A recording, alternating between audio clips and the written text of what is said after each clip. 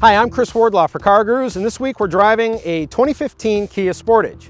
It's basically the same thing as a 2016 Kia Sportage, except when you get the SX trim level, you can't get that signal red color anymore. Now, there's a redesigned Sportage coming for 2017. Kia is going to share a platform with the new Hyundai Tucson.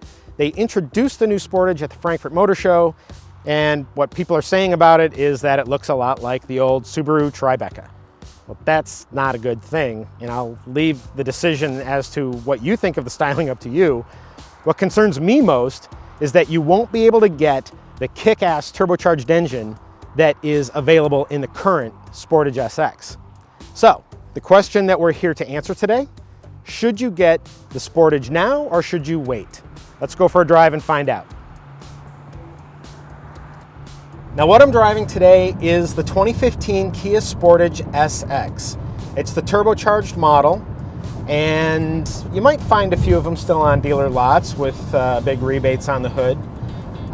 If you can't, the 2016 Sportage is basically the same thing, and they've actually dropped prices a little bit for 2016 while adding equipment. Let me explain what I'm talking about.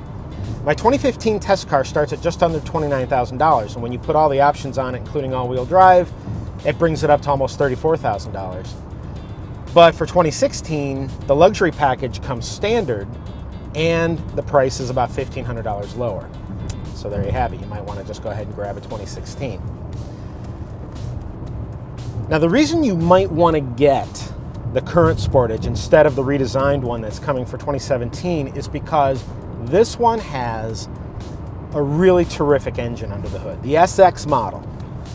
It's got a turbocharged 2-liter 4-cylinder engine, makes 260 horsepower.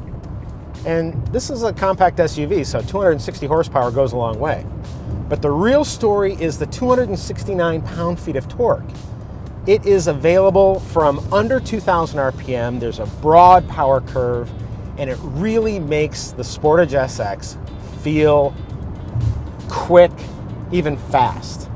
And if you live at elevation where turbocharged engines tend to perform better, it's gonna feel even more robust. You won't believe what a rocket it is in a place like Denver.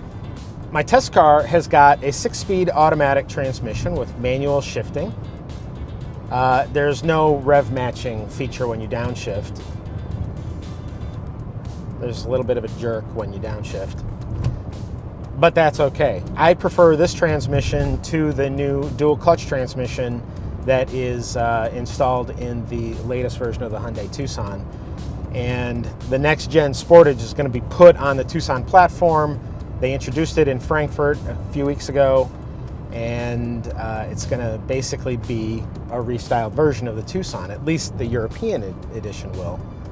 And that kind of bums me out, and that's one other reason why I'm recommending that maybe a 2015 or 2016 Sportage is the way to go.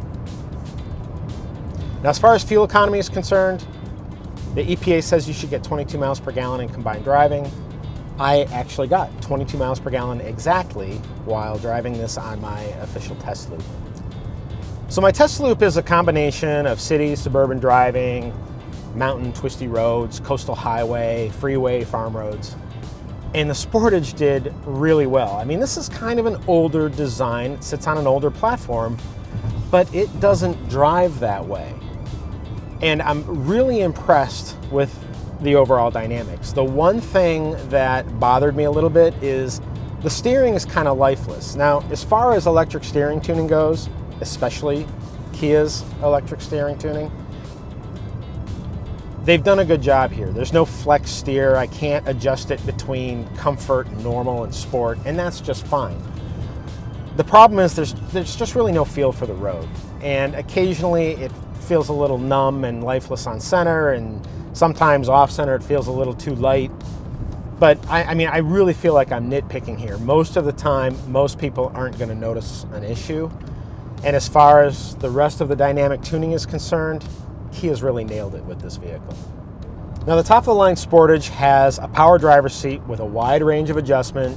My test car's also got heated and ventilated front seats. The front passenger does get short shrift, though, because there's no height adjustment on that side, and the seat sits really low and close to the floor. In my household, that's a deal breaker.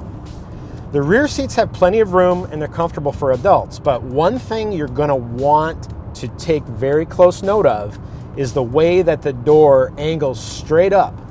The very first time I opened it to help my daughter get out of her car seat, I almost whacked myself right in the face with the edge of the door frame.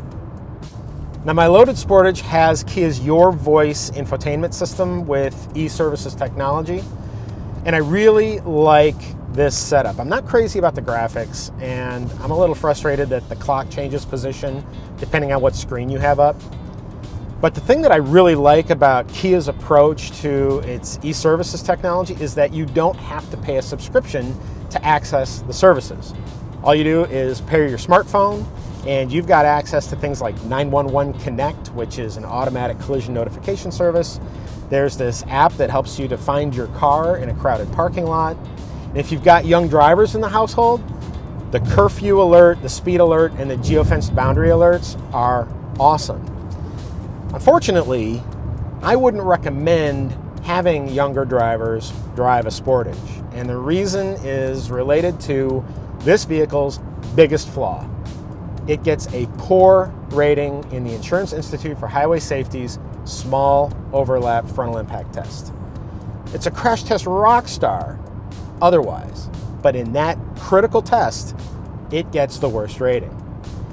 And really, that's the only reason I would recommend that maybe you choose a different small crossover SUV, because otherwise, the Sportage is really impressive. You know, if it wasn't for that lousy crash test rating, I would recommend the Sportage to just about anybody. This vehicle has aged exceptionally well, it still looks terrific, and it rides, drives, and handles like a much more expensive vehicle than it is. Yeah, cargo space is a little tight, but there's still a lot of utility associated with this vehicle. Really is too bad about that crash test rating. Be sure to see my full review of the Sportage on CarGurus.com, and please comment at the bottom of the video. And if you like what you see, make sure to subscribe to our YouTube channel. For all of us here at CarGurus, thanks for watching.